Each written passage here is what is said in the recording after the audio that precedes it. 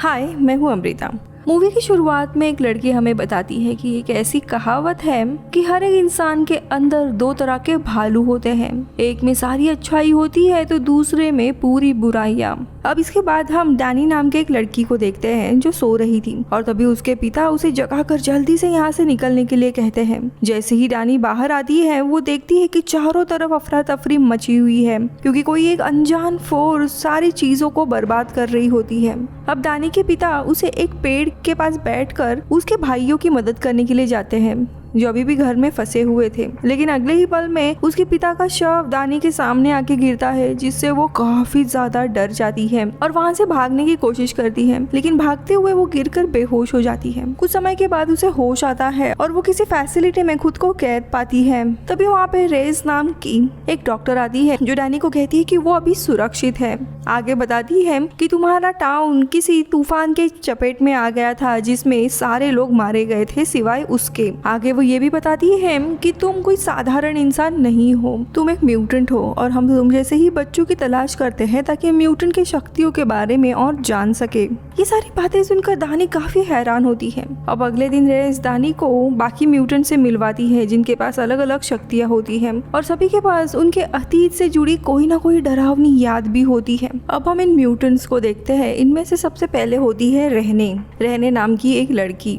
जो कि एक भेड़िया भी बन सकती थी। गुस्से में एक दिन उसने अपने पिता को मार दिया था क्योंकि भेड़िया बनने के कारण उसके पिता उसे विच बुलाते थे। तो दूसरी होती है इलियाना जो कि अपने एक हाथ को जादुई तलवार में बदल सकती थी, उसके साथ साथ वो टेलीपोर्ट भी हो सकती थी। उसके पास एक छोटा ड्रैगन पपेट भी होता है जो कभी कभी जिंदा भी हो सकता था। एलियाना को अक्सर फेसलेस डरावने आदमियों के विजन्स आया करते थे जिनसे वो काफी डरा करती थी। जिसके बाद हम एक लड़के सैम को देखते हैं जो लाइट के स्पीड से भी काफी तेज भाग सकता था, लेकिन एक बार वो कोयले के खदान में चला गया था जहाँ उसके पिता भी काम करते थे और उसकी शक्तियों के कारण वो खदान पूरी तरीके से कोलैप्स हो गई थी जिसमें उसके पिता के साथ साथ काफी सारे लोग मारे गए थे और इसी गिल्ड के साथ वो जी रहा था।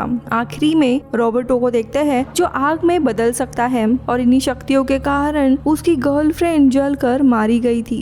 अब यहाँ पे रेस एलियाना को दानी को पूरी फैसिलिटी दिखाने के लिए कहती है, इस पर वे लोग दानी को बाहर लेके आते हैं जहाँ पे हम देखते हैं मेन गेट बंद नहीं था। तो दानी पूछती है कि ये गेट हमेशा खुला रहता है, इस पर एलियाना हाँ कहती है, लेकिन तुरंत दानी फैसिलिटी से बाहर भागने लगती है। पर थोड़ी दूर आते ही दानी एक ट्रांसपेरेंट शील्ड से टकरा जाती है। अब इसे देख एलियाना हंसने लगती है और उसे बताती है कि दरअसल ये एक जेल की तरह है जिससे कोई भी भाग नहीं सकता।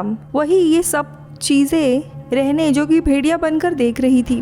दानी इन सब से बहुत ही ज्यादा परेशान हो गई थी, इसीलिए वो क्लॉक टावर के ऊपर जाती है सुसाइड करने के लिए क्योंकि उसके परिवार में से भी कोई भी नहीं बचा था। तभी वहाँ पे रहने आ जाती है जो उसे समझाती है कि हमें मुश्किलों का सामना करना चाहिए, ना कि उनसे डर कर भागना चाहिए। जिस पर फिर दानी वहाँ से हट जाती है। उन दोनों में भी काफी अच्छी दोस्ती होती है। तो भाई रात में हम देखते हैं जब ये सब लोग सो रहे थे तब एक AI रोबोट इन सारे म्यूटेंट की स्कैनिंग कर रहा था। तब उसे पता चलता है डानी की म्यूटेंट की जो एनर्जी है वो बहुत ही बढ़ रही है, इसीलिए वो तुरंत रेस को ये बता देता है। वही डैनी सोते समय उस चीज को देख रही होती है जब उसके गांव पर हमला हुआ था। तो वही दूसरी जगह सैम को कुछ वॉशिंग मशीन की आवाजें सुनाई देती है और वो आवाज का पीछा करते हुए आगे बढ़ता है और वो सीधा एक खदान में गिर जाता है जो कि उसकी सबसे बुरी याद होती है। अब सैम को वहाँ उसके पिता दिखाई देते हैं जिससे वो काफी डर जाता है, पर तभी वॉशिंग मशीन में एक धमाका होता है जिससे वो बहुत ही दूर गिरता है।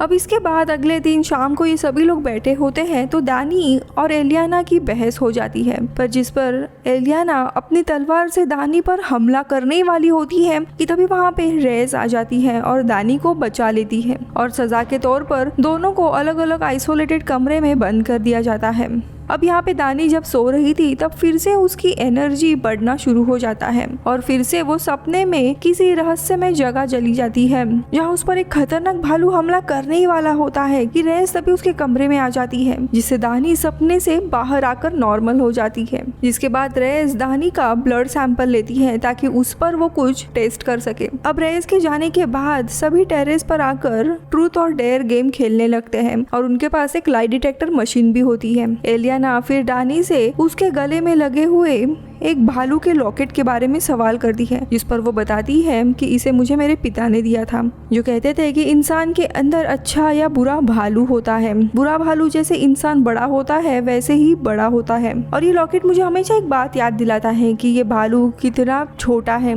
ताकि बुरा भालू मुझे कभी भी नुकसान ना पहुंचा सके।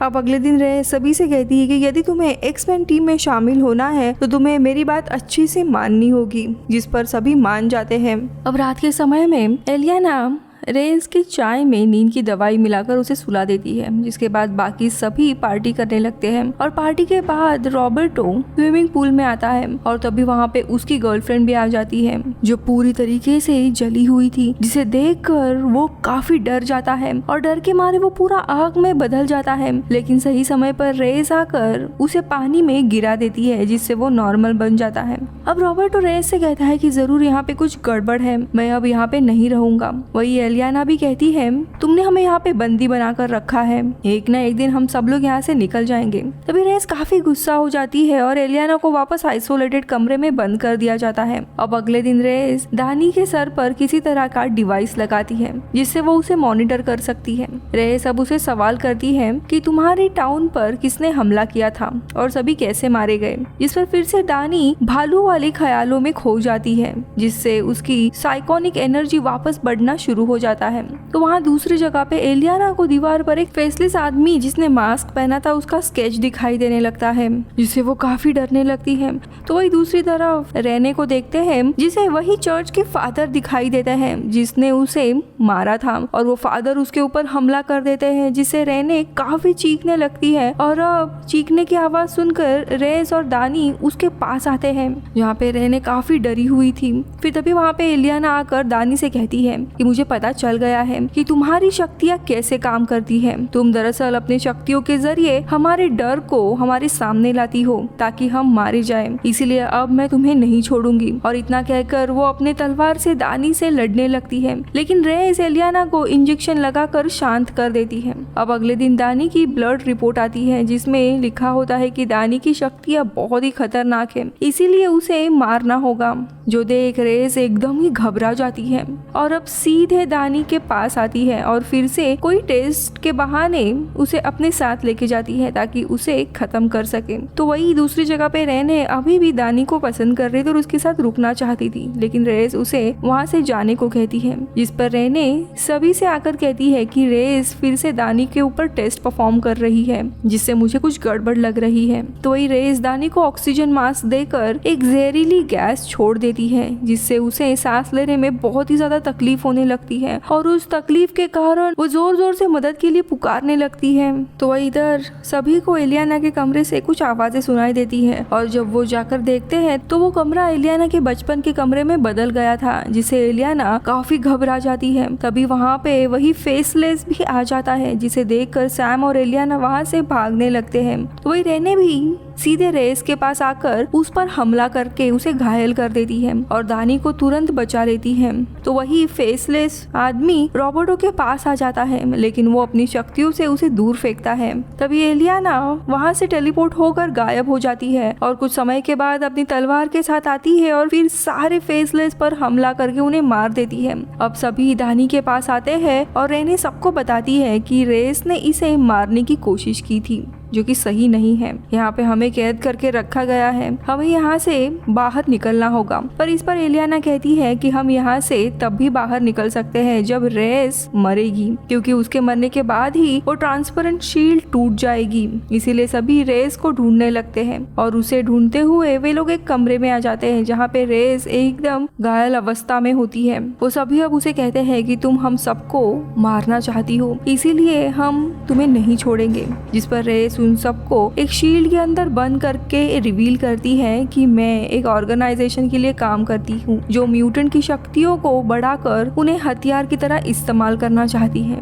लेकिन दानी की शक्तियाँ हमारे भी कंट्रोल से बाहर है। वो दरअसल लोगों को उनका सबसे खतरनाक डर दिखाकर उन्हें मार सकती है और यही उसके टाउन में भी हुआ था। उसने टाउन के सारे लोगों को उनका डर दिखाकर मार डाला था। इसीलिए मैं इसे बाहर जाने नहीं दे सकती, मुझे दानी को मारना ही होगा। वो सभी के लिए काफी खतरा है। अब ये सब कुछ सुनकर वो दानी की शील्ड को छोटा करते जाती है, जिससे कि उसका दम घुटने लगता है। पर तभी वहाँ पे दीवार फटकर एक खतरनाक भालू आ जाता है, और ये वही भालू होता है जिसे दानी डरा करती थी। और वो भालू आकर रेस को खा जाता है और उसे मारता है, और तभी बाकियों की शील्ड भी टूट जाती है और वही दानी भी अब बेहोश हो जाती है। इसके बाद भालू सभी पर हमला करने लगता है, इसलिए एलियाना अपनी तलवार और अपने पपेट को जीवित करती है और वो भालू के साथ लड़ने लगती है, लेकिन वो उसके सामने कमजोर पड़ने लगती है। और तभी उसे लड़ने के लिए सैम भी आ जाता है, लेकिन भालू उसके ऊपर भी भारी पड़ जाता है। दरअसल ये भालू दानी की वही बुरी शक्तियाँ दर्शाता है। जिसके बाद रॉबर्टो आँख में बदलकर उससे लड़ता है, लेकिन वो भी उसका कुछ बिगाड़ नहीं पाता। इधर दानी बेहोश होकर किसी रहस्यमय जगह पे आ जाती है, जहाँ पे कई सारे शव होते हैं, जिसे देखने के बाद वो एकदम ही डर जाती है। इसीलिए वो एक पेड़ के नीचे छिप जाती है। फिर तभी वहाँ पे उसके पिता आते हैं, जो उसे कहते हैं कि अब तुम्हें होश में आना होगा, तुम्हारे दोस्तों को तुम्हारी जरूरत है। जिस पर वो जवाब देती है कि मैं भालू से नहीं लड़ सकती, उसकी शक्तियाँ बहुत ही ज्यादा शक्तिशाली है। इस पर उसके पिता उसे समझाते हैं कि तुम इससे ज्यादा शक्तिशाली हो, वो भालू तुम्हारा ही एक हिस्सा है जिससे तुम लड़ सकती हो। जो सुनकर उसमें हिम्मत आ जाती है। इसके बाद वो होश में आती है। फिर वो उस भालू को आवाज लगाकर अपने पास बुलाती है और उसे शांत करने की कोशिश करती है, जिसके बाद भालू धीरे धीरे शांत होने लगता है।